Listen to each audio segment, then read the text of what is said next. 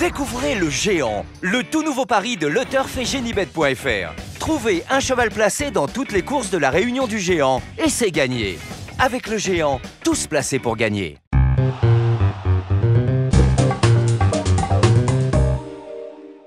Bonjour à tous, heureux de vous retrouver sur le plateau de Paris Turf TV pour votre quotidienne reçue 5 sur 5, l'émission du Quintet Plus et du Top 5.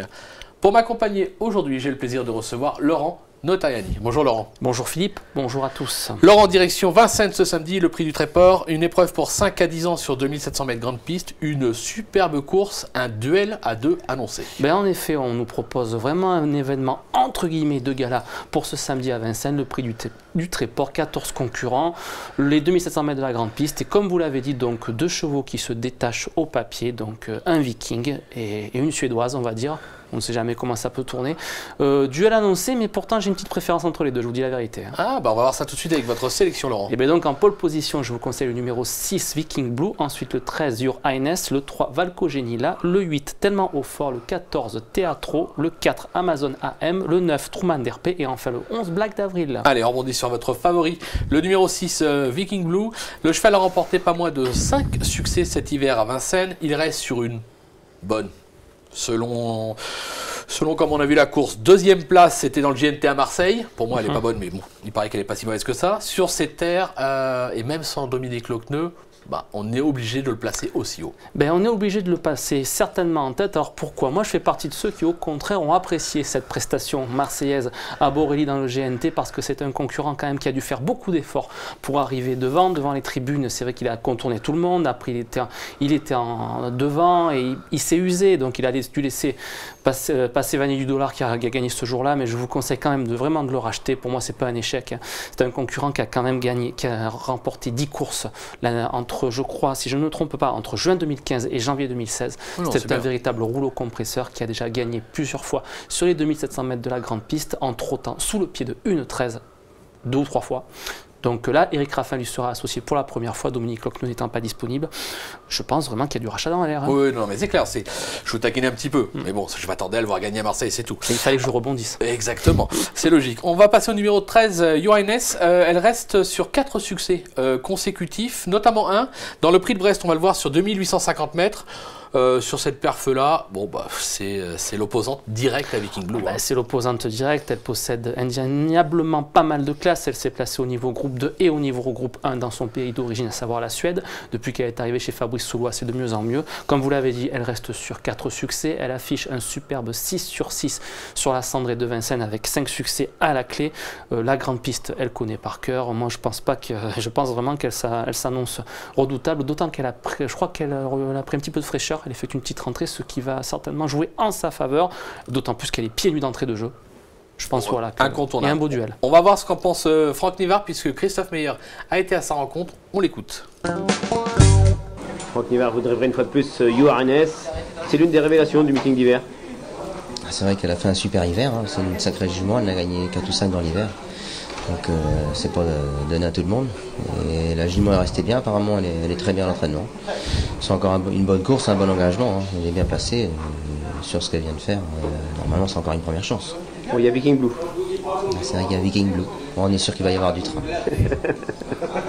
Avant le coup, elle peut, pourquoi pas le titiller, on ne connaît pas vraiment ses limites. Vous, est-ce que vous les connaissez? C'est une jument qui suit tous les trains, après voilà. C'est sûr qu'avec Viking Blue, ça va peut-être être un peu plus dur. Je ne ferai pas pour être ridicule. Bon, logique, qui craint Viking Blue, c'est quand même les 2 chevaux de la course, on va pas s'attarder dessus. On va passer au numéro 3, Valco Genila.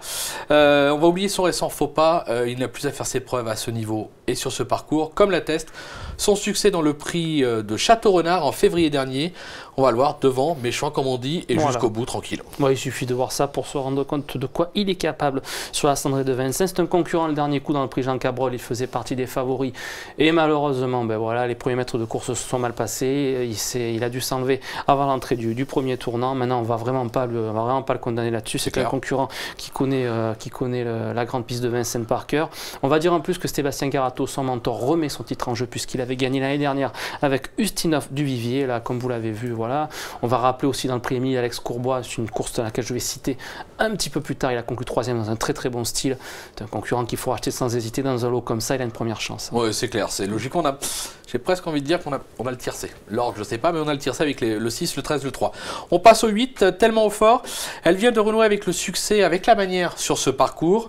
Elle est toujours extra de forme, vu qu'elle a pas réalisé un grand hiver.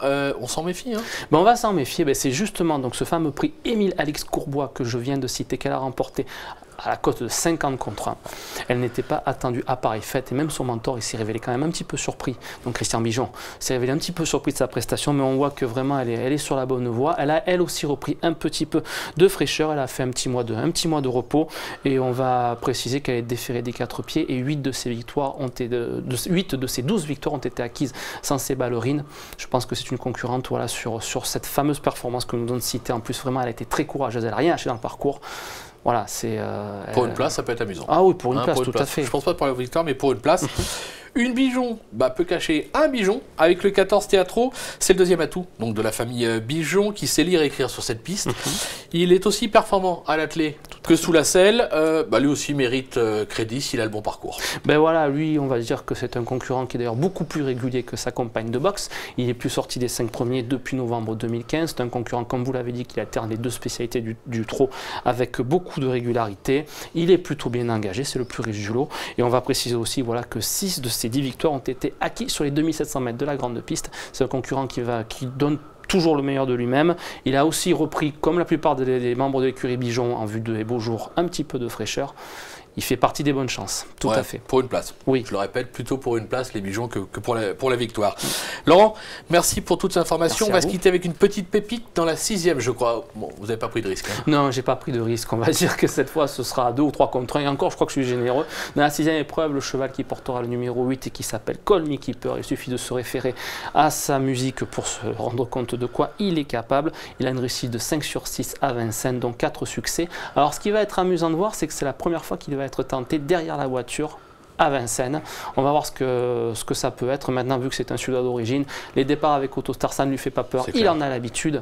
Je pense que ça va être une jolie petite attraction à regarder. Ouais, toute la réunion va être une belle attraction. Justement, on va se dépêcher parce qu'on va laisser la place à Yann Degnaud et Emmanuel Ballot pour le géant de ce samedi à Vincennes. Laurent, merci encore. Merci à vous. Merci à vous de nous avoir suivis. Bonjour à tous et à très vite sur le plateau. Au revoir. Merci, au revoir.